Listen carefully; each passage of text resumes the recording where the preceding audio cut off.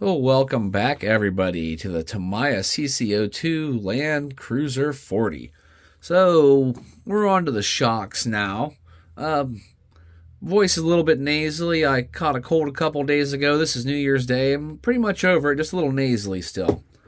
And what we have going on in this step is our shock assembly. And we're going to start off with one of our cylinders. Set this over here. Just getting all of our pieces set out. And I think we can probably get started with that. And I like to use this team associated green slime.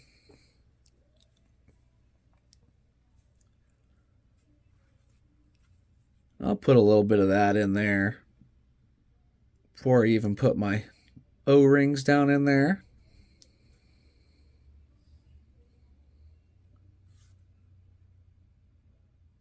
I'll use that to seat the O-ring and put a little more in on top of that, just a thin layer.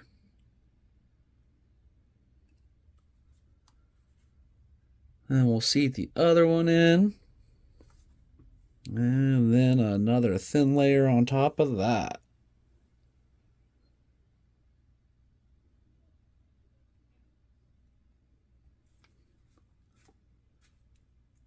And we'll take our cap and screw that right on.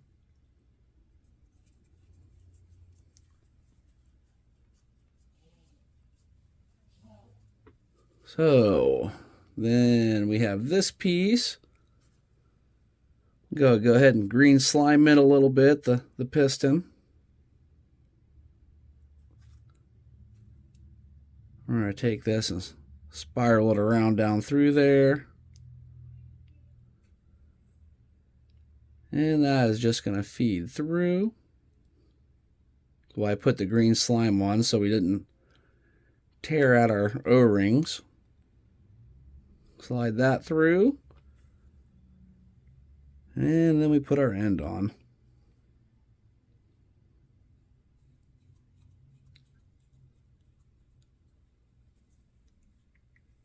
Don't feel too bad. Feels like there's a lot of travel there. Now, you can fill up your shocks any way you choose, but I like to set my crawler shocks up a certain way. I don't really put much in the way of oil in them. That's about it. Just enough to keep the cylinder lubricated so everything goes nice and neat. Get one of our caps. A little bit of that on there just to help seal it.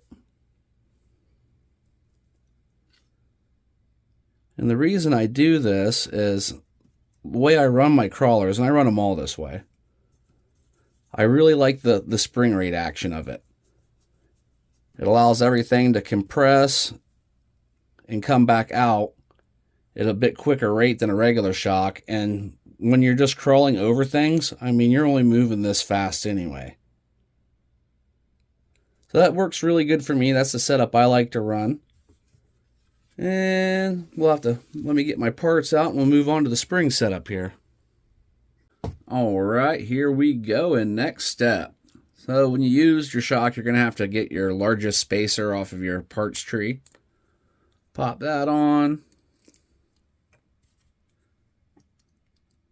And then it still feels a little bit slacky, so hopefully that won't come and pop up on you. So you can just add another spacer ring if you need to.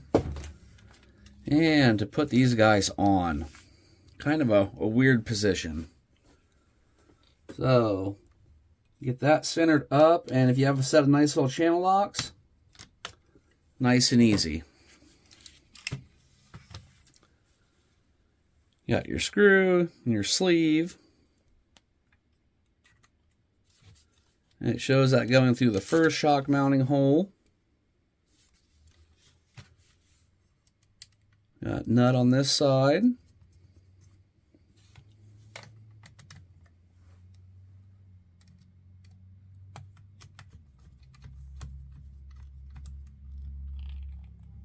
There we go. And we have our shocks. Well, all right, let's move on to the next step.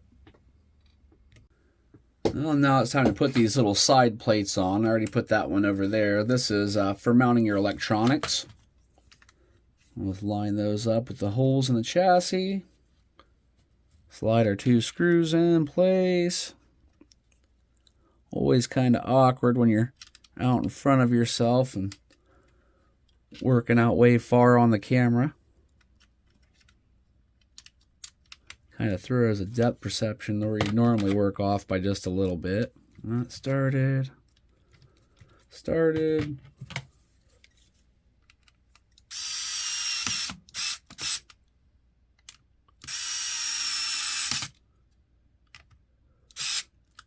All right, good and sturdy. It's time to put the servo in. I'm using a 20 kilogram servo. My wire slid up through there. And it's a pretty tight fit, but you can get it.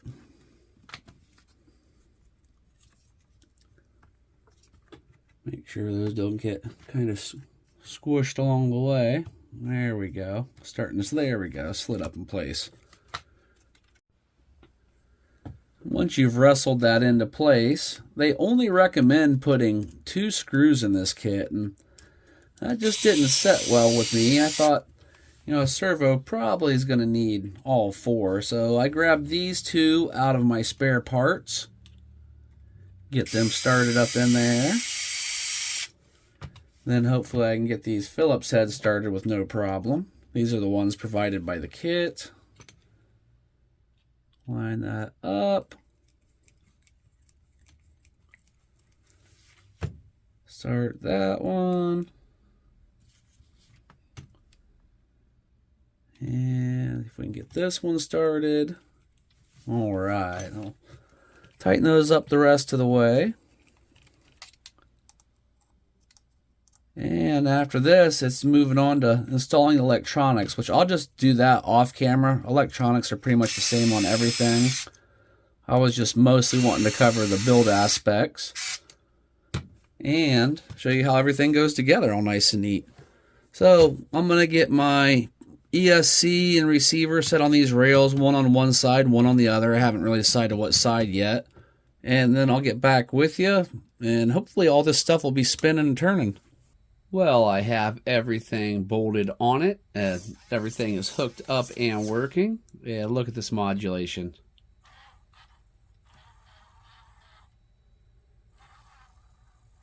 For them being kind of geared on the high side, that's not too bad for a brushed motor setup.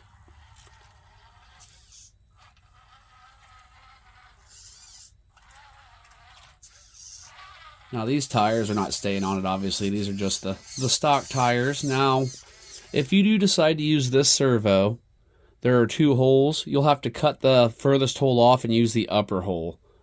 And then you'll have plenty of clearance. If not, you're going to hit. I did have to move my travel down to about 95% because you can see even there where it's kind of still shifting the suspension a little bit, but not too bad.